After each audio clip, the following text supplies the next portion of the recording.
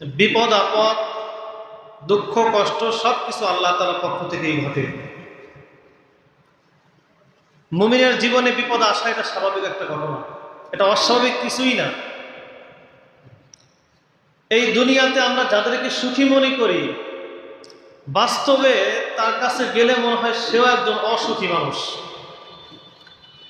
দূর থেকে যে জিনিসকে আমাদের কাছে অত্যন্ত আনন্দদায়ক মনে হয়, কিন্তু ওই জিনিসের যখন নৈকট্যশীল হওয়া যায়, কাছাকাছি পৌঁছানো যায়, তখন মনে হয় তার চাইতে আমি বেশি ভালো আছি। এজন্য বাহ্যিকটা যদিও সুখ এবং আনন্দের মনে হয়, একমাত্র দিলের খবর যার যার হালত সেই জানে। তাই দুঃখ বেদনা কষ্ট এটা আল্লাহ তাআলার পক্ষ থেকে একটা পরীক্ষা। এর দ্বারা হয়তো আল্লাহ তাআলা বান্দাকে গুনাহ থেকে মাফ করেন, অথবা আল্লাহ রাব্বুল আলামিন তার মর্যাদাকে বুলন্দ করেন।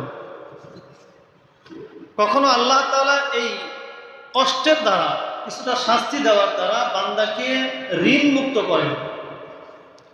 দুনিয়াতে কিছু শাস্তি ভোগ করার দ্বারা হয়তো আল্লাহ তাআলা আখিরাতে সেটাকে কমিয়ে দেন। এজন্য আল্লাহ তাআলা কখনো কখনো কোনো বান্দাকে একটু কষ্ট এবং দুঃখ দেন, যেন বান্দার বোঝাটা হালকা হয়।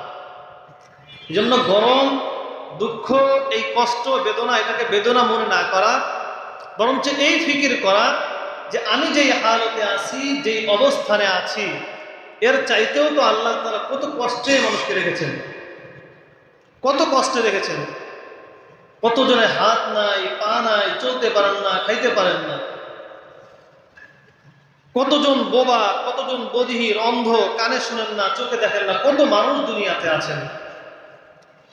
কত দুঃখ দুর্দশাগ্রস্ত মানুষ আছেন, তাদের মধ্য থেকে আল্লাহ তাআলা, আমি যদি আমার দিকে চিন্তা করি, তাদের চাইতেও আল্লাহ তাআলা আমাকে ভালো রেখেছেন।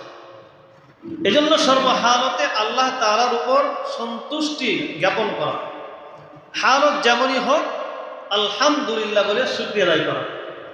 আল্লাহ রাব্বুল আলামিন আমাদেরকে ধৈর্য সহকারে বসার তৌফিক দান করুন। সকলে বলি আমিন।